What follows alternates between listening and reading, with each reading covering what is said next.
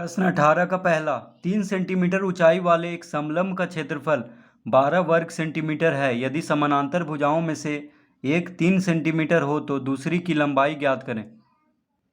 तो प्रश्न 18 का पहला, तो यहाँ पे पूछ रहा है हमसे कि समानांतर भुजाओं में से एक 3 सेंटीमीटर हो तो दूसरी की लंबाई ज्ञात करें। तो हम लिखेंगे माना कि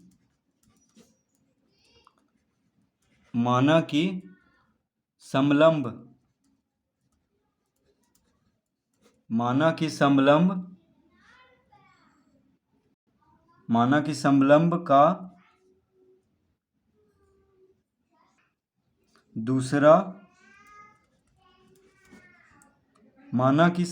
का दूसरा समानांतर भुजा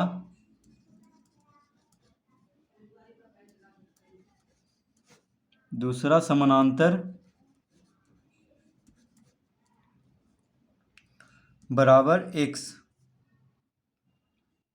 सेंटीमीटर। तो पहला भुजा सेंटीमीटर में दिया हुआ है, समलंब का पहला समानांतर भुजा सेंटीमीटर में दिया हुआ है 3 सेंटीमीटर, तो दूसरा समानांतर भुजा को हम x सेंटीमीटर मान लेंगे। तो माना कि समलंब का दूसरा समानांतर भुजा बराबर x सेंटीमीटर। तो समलंब का क्षेत्रफल कितना दिया हुआ है, तो लिखेंगे समलंब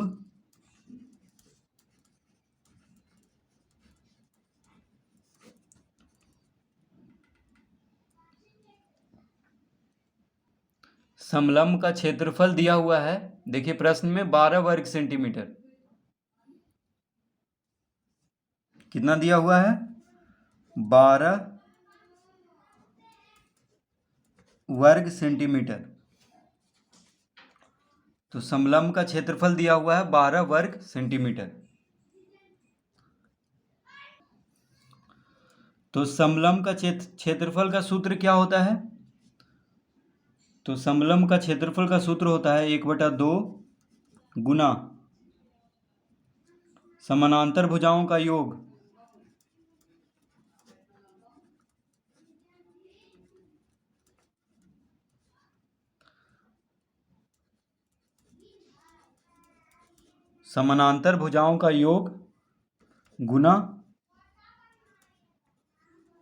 गुना ऊंचाई। तो 1/2 गुना समानांतर भुजाओं का योग गुना ऊंचाई बराबर कितना दिया हुआ है, 12 वर्ग सेंटीमीटर। तो इस तरह लिख लेंगे, समलंब का क्षेत्रफल है 12 वर्ग सेंटीमीटर। तो समलंब का क्षेत्रफल का सूत्र होता है 1/2 गुना समानांतर भुजाओं का योग गुना ऊंचाई। तो इसके जगह पे समलंब का क्षेत्रफल के जगह पे इसका सूत्र लिख देंगे और बराबर में लिख देंगे 12 वर्ग सेंटीमीटर जो दिया हुआ है क्षेत्रफल।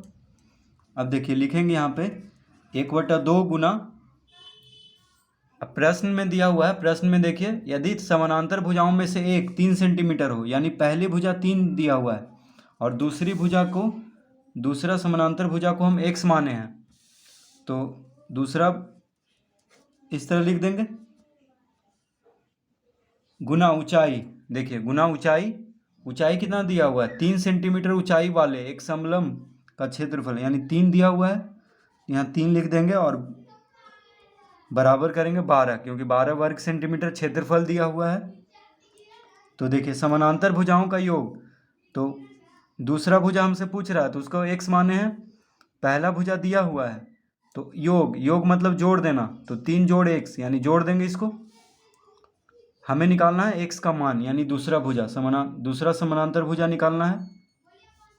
अब देखिए इसको गुना करेंगे तो कितना हो जाएगा, 1/2 गुना 3 जोड़ x है यानी 1/2 से 3 और फिर x को गुना करेंगे तो 1/2 गुना 3 कितना हो जाएगा, 3/2। यहाँ पे जोड़ का चिन्ह है तो जोड़ का चिन्ह देंगे। अब 1/2 गुना x हो जाएगा x/2। देखिए x गुना 1 x बटा में 2 है।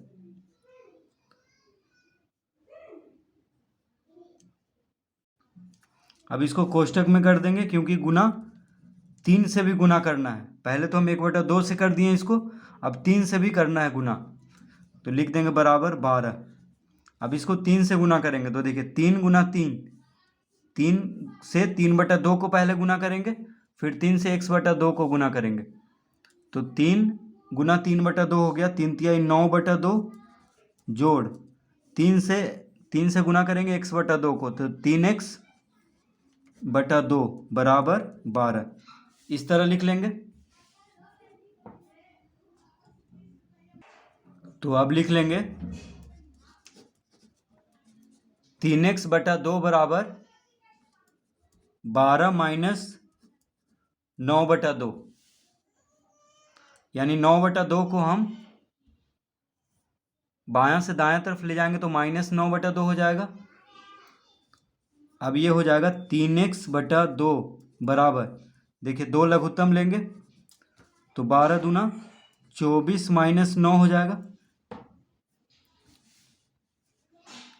यानी 3x/2 बराबर कितना हो गया, 24 में से 9 घटाएंगे तो 14 में से 9 गया 5, 1 यानी 15 आ जाएगा, 15/2।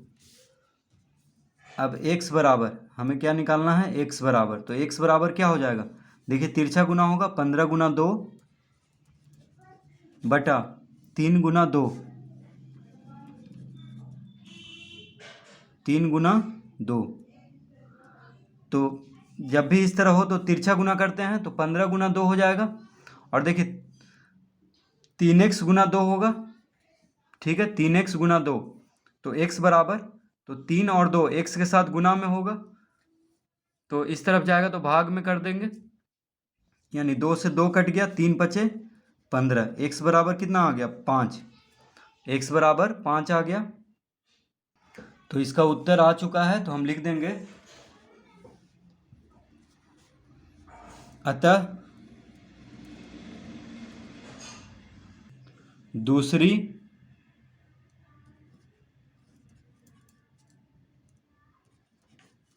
दूसरी समानांतर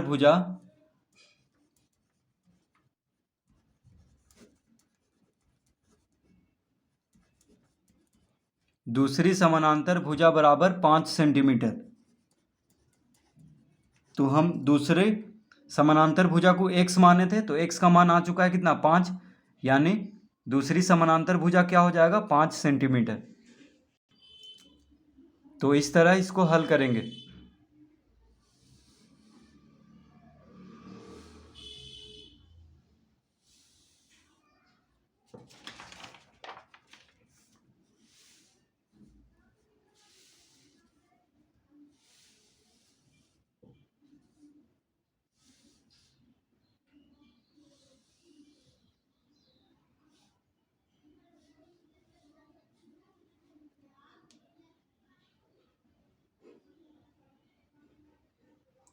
प्रश्न 18 का 2, एक समलंब का क्षेत्रफल 34 वर्ग सेंटीमीटर है, इसकी ऊंचाई 4 सेंटीमीटर है, समानांतर भुजाओं में से एक की 10 सेंटीमीटर लंबाई है, दूसरी समानांतर भुजा की लंबाई ज्ञात कीजिए। तो बिल्कुल इसी तरह हल करेंगे जैसे पहला हल किए थे। तो प्रश्न 18 का 2, तो हम लिखेंगे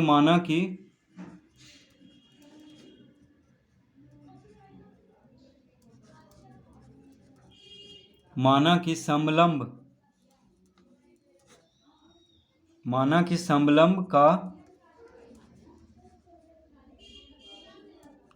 दूसरा समानांतर भुजा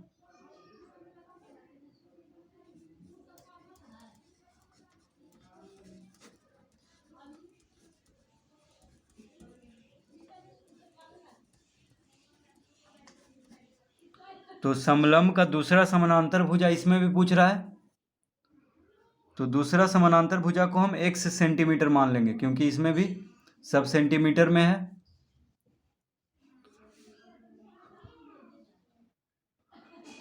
तो समलंब का क्षेत्रफल कितना दिया हुआ है, तो हम लिखेंगे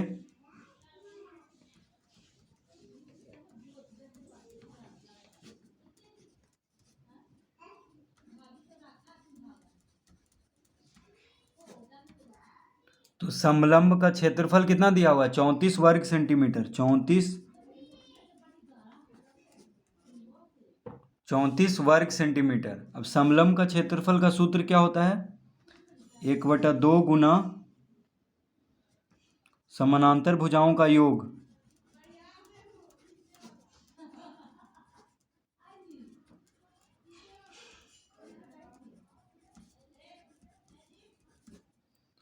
तो 1/2 गुना समानांतर भुजाओं का योग गुना ऊंचाई।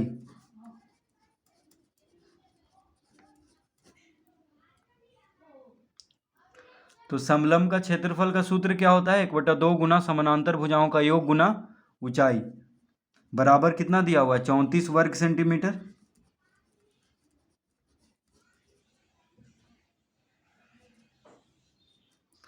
बराबर दिया हुआ है 34 वर्ग सेंटीमीटर। तो 1/2 गुना समानांतर भुजाओं का योग गुना ऊंचाई बराबर कितना दिया हुआ है? 34 वर्ग सेंटीमीटर, यानी समलंब का क्षेत्रफल दिया हुआ है। तो उसका सूत्र हम लिख लेंगे। समलंब का क्षेत्रफल का सूत्र होता है 1/2 गुना समानांतर भुजाओं का योग गुना ऊंचाई। तो उसके बराबर हम लिख लेंगे 34 वर्ग सेंटीमीटर। अब लिखेंगे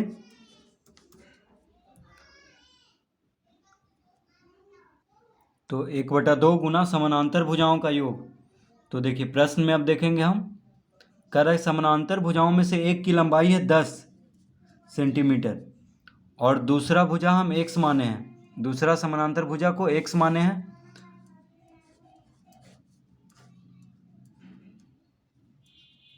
तो 1/2 गुना 10 जोड़ x गुना ऊंचाई, ऊंचाई कितना दिया हुआ है? तो कह रहा है इसकी ऊंचाई 4 सेंटीमीटर है। देखिए समलंब का क्षेत्रफल 34 वर्ग सेंटीमीटर है और इसकी ऊंचाई 4 सेंटीमीटर है, प्रश्न में दिया हुआ है।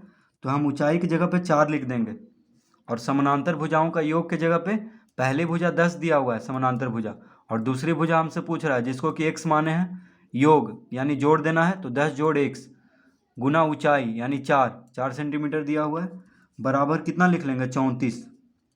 अब इसको हल करेंगे